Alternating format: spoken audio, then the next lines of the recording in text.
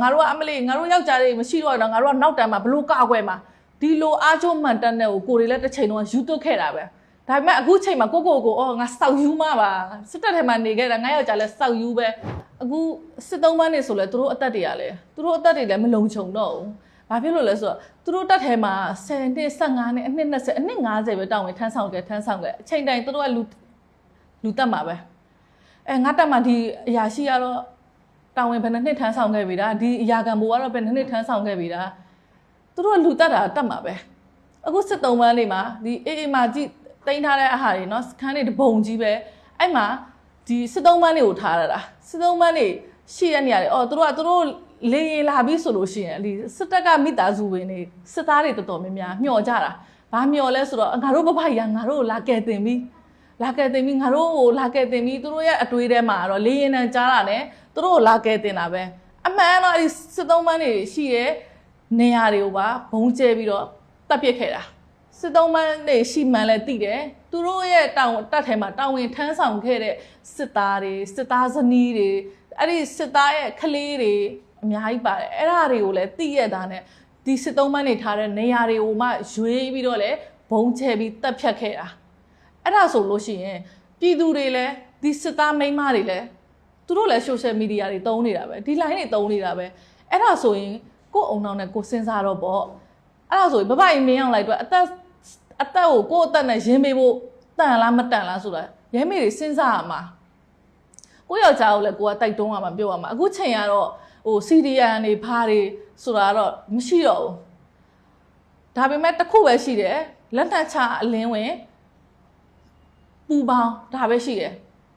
ထွက်ပြေးအသက်မသေးချင်ဘူးဆိုပြေးကိုအသက်အနေနဲ့ကင်းမဲ့နေရတော့ကိုရှာပြီးတော့ကိုရွေးရမှာပဲကိုအသက်တစ်ချောင်းတေသွားလို့ကဲဟုတ်ပြီကိုဘဝအတွက်တက်လုံးစားမကုန်တောက်မကုန်ပေးမှာလားမင်းအောင်လိုက်ရပေးမှာလားဟုတ်ပြီနေ့ယောက်ကြတော့ငါတို့ရဲ့တက်မှာတိတ်တဲ့အထိတောင်းဝင်ထမ်းဆောင်ဟာနင်းမိသားစုငါတက်လုံးစားမကုန်တောက်မကုန်အောင်ထားရပေးမယ်ဆိုရင်အဲ့ဒါဆိုရင်စစ်သားတွေပဲပြေးတော့မလဲမလုပ်တော့ဘူးလေသူတို့အသက်အသေးခံပြီးသူတို့မိသားစုစားဝတ်နေရေးတက်လုံးအာမခံချက်ရှိတယ်ဆိုမပြေးတော့ဘူးလေကိုဆိုလဲကိုယောက်ကြအောင်မပြေးခိုင်းတော့ဘူးလေစီတီယမ်မလုပ်ခိုင်းတော့ဘူးဘဘအိမ်မင်းအောင်လိုက်ငါတို့တက်လုံးကျွေးမွေးမယ်အိမ်ရဝင်းပေးထားမယ်အိမ်တလုံးအပိုင်ပေးထားမယ်ငါသားသမီးတွေကြောင်းတက်ဖို့ကအစငါအတွက်စီးပွားရေးအစဘဘကြီးမင်းအောင်လိုက်လုတ်ပေးမယ်ဆိုရင်ဘယ်စီတီယမ်မလုပ်တော့ဘူးပေါ့တက်ထဲမှာပဲတည်တဲ့အထိမတည်အောင်တော့မှကိုလုတ်ခိုင်းလိုက်မှာပေါ့အဲ့လိုမျိုးထိလုတ်ခိုင်းလိုက်မယ်လေကိုယောက်ျားဘလောက်ပဲပေးဆက်ခဲ့နော်မိုင်းတွေအထိခြေထောက်တွေပြက်ခဲ့လက်တွေပြက်ခဲ့ကိုအရှိမတွေ့ခဲ့တဲ့ရဲဘော်တွေအသက်ငငယ်လေးပဲရှိသေးတယ်စတီးရိုးတွေထည့်ထားတယ်သူတို့ခြေထောက်တွေမတန်မာတော့ဒါတောင်မှဒီစစ်တီတွေဖတ်ထိတ်မလုပ်တဲ့အခါကြလို့ရှင်ဒိုက်ထိုးခိုင်းတာတို့အပြစ်ပေးခိုင်းတာတို့ဘိုကင်းထဲမှာရေထမ်းပြီးထဲ့တို့ဒီလိုစတီးရိုးထည့်ထားတဲ့ရဲဘော်တွေကိုတော့မှခိုင်းနေဆိုစဉ်းစားလေရဲမေတွေစစ်တီတွေသူတို့အတွက်ကိုယ့်အသက်ပေးဆက်ပြီးဖို့တန်လားလို့အခုအင်တာဗျူးတွေမှာတွေ့တယ်အခုစစ်သားအသစ်တွေပေါ့ပြည်သူစစ်မှုထမ်းဆိုအဲ့မဲ့သူတို့ကပျော်လို့ပျော်နေတာကင်မရာအရှိမှာပဲရှိတယ်နောက်ကွယ်မှာသွားကြည့်3-4လနဲ့တိုက်ပွဲထဲမှာသေသွားပြီအများကြီးပဲကို့အမျိုးထဲမှာလည်းပါသွားပြီထမင်းစားနေတာ17နိုင်ထိုးပြီးပေါ်တာဆွဲသွားတယ်စစ်စစ်ရေးကောက်ထည့်လိုက်တယ်မိန်းမကလေးတယောက်နဲ့ကြံခဲ့တယ်ယောက်ျားဘက်ကအမျိုးထဲသေသွားပြီတစ်နှစ်ပဲရှိသေးတယ်သူစစ်တပ်သေသွားပြီတဲ့ဘာမှခံစား권မရှိဘူးလေခုမိန်းမကလေးတယောက်နဲ့ဒုက္ခတွေရောက်ဘသူ့ကိုအကူအညီတောင်းလို့တောင်းရမှမသိ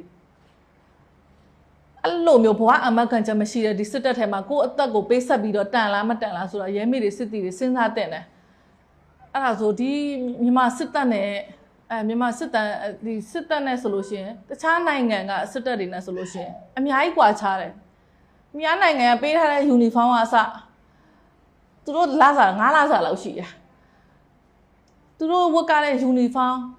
မြန်မာစစ်တပ်နဲ့ဘာမှမရှင်းနဲ့မြန်မာစစ်တပ်ကဟိုးအောက်ဆုံးမှာဘာရေချင်းမှမရှိဘူးပေးထားတဲ့အဝတ်စားယူနီဖောင်းအကုန်အပေါ်စားတွေကြီးပဲသူများနိုင်ငံစစ်သားလစားလည်းကောင်းတိုက်ကြတယ်ဆိုတာလည်းသူတို့မှာဒီနိုင်ငံပဋိပက္ခဖြစ်တဲ့အချိန်လေးစီရေးအဲ့ဒါလေးသူတို့မှာအချိန်ပိုင်းလေးအဲ့လိုမျိုးရက်ပိုင်းလေးလပိုင်းလေးအဲ့လောက်ပဲရှိတာကိုယ်နိုင်ငံမြန်မာစစ်တပ်တွေကတော့တိုက်နေရပဲဟိုကြက်နှက်ကောင်အိုးမဲတုပ်ပြီးတော့အချင်းချင်းကိုခုတ်ခိုင်းနေတာအဲ့လိုမျိုးကြီးတိုက်ခိုင်းနေတာ တေတော့လေကိုမြတ်မာလူမျိုးတွေကြီးပဲမဖြစ်တဲ့အရာကြီးကိုဒီမင်းအောင်လိုက်အုပ်ချုပ်နေတဲ့အချိန်မှာဒီလိုကြက်နှက်ကောင်ကိုအိုးမဲတုတ်ပြီးတော့တိုက် तू ကတော့စိန်ခံကားကြီးနဲ့စိန်ခံအိမ်ကြီးထဲမှာ तू ကတော့မဲမဲကြီးရှိနေတယ်သူ့အမျိုးတွေကင်းလွတ်တယ်ဆိုတော့ကြံတဲ့လူတွေတေးချင်းတေးပေါ့ကုန်တေးတာကိုမြတ်မာတိုင်းရင်းသားဟုတ်လားလူမျိုးမျိုးတိုင်းရင်းသားမျိုးအကုန်လုံးတေးနေတာကြီးပဲဒါမျိုးကသူများနိုင်ငံကစစ်သားတွေအခွင့်အလမ်းအခွင့်အရေးတွေအများကြီးရှိတယ်ဒီစစ်တီတယောက်ကြာသွားလို့ရှိရင်အဲ့ဒီကြံခဲ့တဲ့မိသားစုကိုကြည့်တယ်ကိုတွေလည်းအဲ့လောက်ထိမတုံးတော့ဘူးစစ်တပ်ထံမှာနေတော့ဘာမှမသိခဲ့ဘူးဒီလိုအပြင်ကိုရောက်လာတဲ့အချိန်မှာအကုန်လုံးသိတယ်ဆိုရှယ်မီဒီယာတုံးတဲ့အချိန်မှာကဘယ်နိုင်ငံကဘလို့စစ်သားတွေကိုဘလို့ထောက်ပံ့တာဘလို့အခွင့်အရေးတွေရှိတာဆိုကိုတွေစစ်သားဘဝလောက်ခဲ့တာဘဲပောက်ပန်40ကိုတန်ဖိုးမရှိတဲ့စစ်သားမြန်မာပြည်ကစစ်သားတွေကဘာအတွက်တိုက်နေရလဲဘာလို့လိုချင်တာလဲသူများနိုင်ငံကိုကာကွယ်တာသူတို့နိုင်ငံကိုလာမထိနဲ့မရဘူးနိုင်ငံအတွက်ကာကွယ်တာတို့ကနိုင်ငံအတွက်မဟုတ်ဘူးသူ့ကိုဂျိုးအတွက်ကိုကာကွယ်နေတာဒီစစ်တီတွေတိုက်ပေးရတာတန်လားကိုမြန်မာနိုင်ငံကစစ်သားတွေအသက်ပေးပြီးတိုက်ကြတာတန်လားဘာအခွင့်အရေးရှိလဲတက်လုံးစားမကုန်တောက်မကုန်လဲရတာတစ်ခုမှမရှိဘူးပတ်ဆက်လေး10သိန်း15သိန်းပေးပြီးတော့ gratuity တို့ပြီးပင်စင်ရှိသေးတယ်ပင်စင်ဗမာငွေ4,000ဝန်း5,000ပဲရတယ်ပင်စင်ဒါစစ်တပ်3နှစ်ဆိုရင်ပင်စင်မစားဘူးပင်စင်မရှိဘူး3နှစ်အထက်မှပင်စင်ရှိတာအဲ့ဒါဆိုစဉ်းစားကြည့်လေသူများနိုင်ငံစစ်တပ်နဲ့ကိုယ်နိုင်ငံစစ်တပ်နဲ့ဘလောက်ထိမိုးနဲ့မြေကွာခြားလဲဆိုတာဒါသိနေပြီလေနော်အခုကခက်နောက်ကြတဲ့ခဲမဟုတ်တော့ကိုရီတုံးကတော့မသိဘူးနဲ့လည်းဘိန်းတုံးနေမလေးမြန်မာစစ်တပ်ရအရန်တန်မိုးရှိတာလူတွေကိုကကွယ်နေတာဘဘအိမ်မင်းအောင်ငါတို့ကအမလေးငါတို့ယောက်ျားတွေမရှိတော့တော့ငါတို့ကနောက်တန်းမှာဘလို့ကကွယ်မှာဒီလိုအားချိုးမှန်တက်တဲ့ကိုတွေလည်းတစ်ချိန်လုံးယူသွတ်ခဲ့တာပဲဒါပေမဲ့အခုချိန်မှာကိုငါစောက်ယူမှာပါစစ်တပ်ထဲမှာနေခဲ့တာငါယောက်ျားလည်းစောက်ယူပဲဘာဖြစ်လို့လဲဆိုတော့ဘာလဲအလကားဘာတန်မိုးရှိလို့လဲသူတို့အတွက်ပေးဆက်ရလို့ကိုတော်မှစီရီယံလောက်တာတွားတော့တဲ့ဒီညတွင်ချင်းပြောင်းမေးဆိုပြီးတော့ပြောင်းခိုင်းတာသူတို့အတွက်သုံးချခံမဟုတ်တော့ဘူးဆိုလို့ရှိရင်ဒီစစ်သားရောဒီရဲမေရောမလိုအပ်တော့ဘူးကိုနဲ့တူထွက်လာခိုင်းတဲ့ရဲမေတယောက်ရှိတယ် तू ကအကျော်လဲတက်တယ်သူယောက်ျားကဒုတက်ချက်ရှေ့တန်းမှာပျောက်သွားတာ9လလောက်သူတို့အဲ့လိုမျိုးလစာတဝက်ပဲပေးတာသူယောက်ျားဆိုလစာ3,800လား3,600လားမသိဘူးရအဲ့ဒါကိုထက်ဝက်ပဲပေးတာခလေး3ယောက်နဲ့အဲ့ဒါပဲစားရတာနော်နင်းယောက်ျားလည်းသိလားရှင်လားမသိဘူးဒါမှမဟုတ်ရင်လည်းဟိုဘက်နဲ့ပဲတပူပေါင်းလာလားမသိဘူးညီးပြန်တော့ဆိုပြီးညတွင်ချင်းပေါင်းထုတ်တာကိုယောက်ျားစီဒီရလို့ तू ကသူ့ယောက်ျားကဒီဘက်နဲ့ပူပေါင်းမှမသိသိမှမသိရှင်မှမသိလို့သူတို့တက်ထဲမှာမတင်ကြွေးထားဘူးအဲ့ဒါဆိုသူတို့တက်ပေးဆက်ဖို့တန်လားဆိုတာစဉ်းစားဒီ line ကန်းတွေသူတို့လာစားတွေမတ်စရာမလို့အပြင်ထွက်လို့ရှိရင်ကိုယ့်ရဲ့ရှင်နဲ့ကိုအပြေးဝရှာလို့ရတယ်အဲ့လိုမျိုးကိုတွေအခုဒီလိုဘဝကိုပိုင်ဆိုင်နေရပြီငွေကြေးမချမ်းသာကာမစီတိုက်နဲ့မနေရပြီမဲ့ဒါပေမဲ့မိသားစုစစ်စစ်လုံးနေရတယ်ကိုဘဝကိုဆုံးဖြတ်ပိုင်ခွင့်ရှိရကိုယောက်ျားကိုလည်းအမိတ်တွေအာဏာတွေနဲ့လာခေါ်ခိုင်းမဲ့အကောင့်တွေမရှိတော့ဘူးကိုဘဝကိုစ조사ပြီးကိုတက်လန်ရှိသလားကိုရှာနိုင်သလားကိုဘဝတက်လန်နေပဲရှိတော့တယ်စစ်တပ်ထဲမှာဒီလိုတက်လန်မပြောနဲ့ရှာဖို့အခွင့်အရေးတောင်မရှိခဲ့ဘူးအဲ့ဒါကိုစဉ်းစားတက်ထဲရဲမေတွေကိုအဲ့ဒါကိုအကြံပြုပေးခြင်းတယ်ပြောပေးခြင်းတာပေါ့နော်တခြားတက်ကတများနိုင်ငံကစစ်သားတွေကလုံးဝစမလဲကြတယ်သူတို့ရဲ့ဝတ်စားပုံလုံးဝအဆင့်တန်းရှိတယ်ပြီးရင်သူတို့ရဲ့နောက်ခံ background မိသားစုကိုလည်းအိမ်ရဝန်းတွေထောက်ပံ့တယ်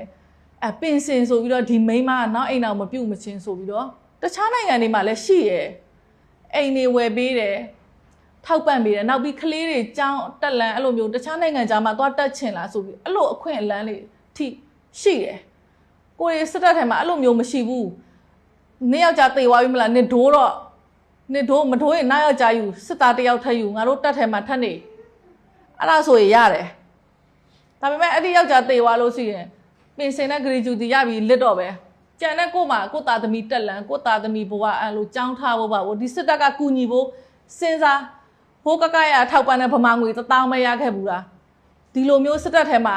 တခြားနိုင်ငံခြားကိုလွှတ်ဖို့300နဲ့ချီထောင်နဲ့ချီခုံဖို့ဒီစစ်တပ်ကကူညီပေးမယ်ဆူတောင်းတက်လုံးမရအောင်ဒီစစ်တပ်တော့ဆက်ပြီးတော့ကိုအသက်ကိုပေးဆက်ဖို့တန်လားမတန်လားဆိုတော့ရဲမေတွေစစ်တီတွေနဲ့စဉ်းစားပါဒီကနေပြီးတော့ကိုယ့်ရဲ့ဘဝအတွေ့အကြုံနဲ့နှိုင်းရှင်ပြီးတော့ကိုဒါ share link ပြန်ပေးတာပေါ့နော်ပြန်ပြီးတော့ကို share ပေးတာကိုအသိနားလဲအောင်လို့ ပြောပြပေးတာဒါဆိုကိုရီမိသားစုဆိုလို့ရှိရင်စီဒီယန်လောက်လာတဲ့အချိန်စီဒီယန်လောက်ပြီးတဲ့နောက်ပိုင်းမှာဒါတတ်ထဲရဲမေတွေဆိုကိုရီကိုအားကြနေတဲ့လူတွေတပုံရှိတယ်ဘာဖြစ်လို့လဲဆိုတော့ဖုန်းဆက်တယ်ဟေးတငယ်ချင်းနေကောင်းလားနေယောက်ကြာဆို9ယောက်ကြာတိုက်ပွဲမှာကြာသွားပြီဆိုတော့အော်ကိုလည်းမျက်ရည်တွေကြာတယ်စိုးတယ်ရင်ထဲမှာငါကလေးတွေနဲ့အခုလှုပ်ရှားနေရတယ်တဲ့အပြင်မှာအေးတငယ်ချင်းကောင်းတယ်စစ်တပ်ထဲမှာနေအောင်မယ်ဆိုနေ့နောက်ယောက်ကြာပေးစားမယ်အခုနေပါနေအပြင်မှာဟုတ်လားဒီစစ်သားထပ်ယူပြီးခါနေနောက်တစ်ခါနောက်ထပ်မုတ်ဆိုးမှထပ်ဖြစ်အောင်မှာအဲ့တော့နှစ်ဆင့်ပြန်မုတ်ဆိုးမှဖြစ်သွားမှာအဲ့တော့တခါတည်းကိုယောက်ကြာတေသွားပြီဆိုတာနဲ့တက်ထဲကနေသူထွက်သွားလိုက်တယ်ကို500လားအဲ့လိုမျိုးရှိတယ်မေးလိုက်ကိုတငယ်ချင်းတွေအကုန်လုံးကမုတ်ဆိုးမှတွေဖြစ်ကုန်ပြီအဲ့လိုမျိုးသားသမီးတွေကလည်းအဲ့လိုမျိုးဒီကလေးလေးတွေရဲ့ဟိုရင်ထဲမှာနာကြီးချက်တွေသူ့အဖေပေါ့နော်ဒီကလေးလေးတွေ Facebook ပေါ်မှာတင်ထားတာအဖေကိုလွမ်းလိုက်တာအဖေက surprise ဆိုပြီးပြန်လာတိတ်ကောင်းမှာပဲဆိုပြီးတော့ဒီကိုနဲ့အတူတူနေခဲ့တဲ့စစ်သားသားသမီးပေါ့နော်ကလေးတွေ14နှစ်15နှစ်ရှိနေပြီအော်တက်ထဲမှာအတူတူနေခဲ့တာကလေးတွေအော်အဖေတဲ့သူတို့အဖေတိုက်ပွဲမှာကြာသွားတော့အဖေ surprise ဆိုပြီးပြန်လာခဲ့ပါလားဆိုပြီးကလေးလေးကဒီလိုမျိုးတင်ထားတာအော်ငါသားသမီးတွေဆိုရင်လည်းဒီလိုမျိုးဖြစ်နေမှာသားသမီးချင်းကိုချင်းစားတယ်မိဘချင်းလည်းကိုချင်းစားတယ်ဒါကြောင့်မို့လို့ကိုတက်ထဲမှာနေကြတာကို့အတွက်တန်ဖိုးရှိလားဘာဖြစ်လို့သူတို့အတွက်အခုချိန်ထိတိုက်ပေးနေတာလဲကိုပေးဆက်တင်လားသားသမီးတွေအတွက်မိဘဆိုတာလိုအပ်တယ်မအေလည်းလိုအပ်တယ်ဖအေလည်းလိုအပ်တယ်အိမ်အောင်ဦးစီးဆိုတာလည်းအိမ်အောင်ရေးတစ်ခုမှအဓိကကြတယ်လေနော်အဲ့ဒါကြောင့်မို့လို့ကိုယောက်ျားကိုတိုက်တွန်းမှာပြည်သူနဲ့ပူပေါင်းပေါ့နော်ပြည်သူနဲ့ပူပေါင်းလက်နှက်ချအလင်းဝင်ကိုအသက်အနေရကင်းအောင်အမြန်ဆုံးလွတ်မြောက်ချင်တယ်ဆိုလို့ရှိရင်ပြည်သူနဲ့ပူပေါင်းကိုလက်နှက်ချအလင်းဝင်ဟိုအမြန်ဆုံးလာပူပေါင်းပေါ့နော်အဲ့လိုမျိုးဒီဟာတွေပြောကြတယ်ပေါ့နော်ကိုတိုက်တွန်းချင်တယ်ဒီနေရာနေပြီးတော့တက်ထဲမှာပေါ့နော်အဲ့လိုမျိုးငထုံငအားကြီးနဲ့အဲ့လိုဘွားကြီးနဲ့မနေပါနဲ့တော့လို့ပြည်သူနဲ့အမြန်ဆုံးပူပေါင်းပါလို့ဒီနေရာနေပြီးတော့တိုက်တွန်းချင်ပါတယ်ရှင်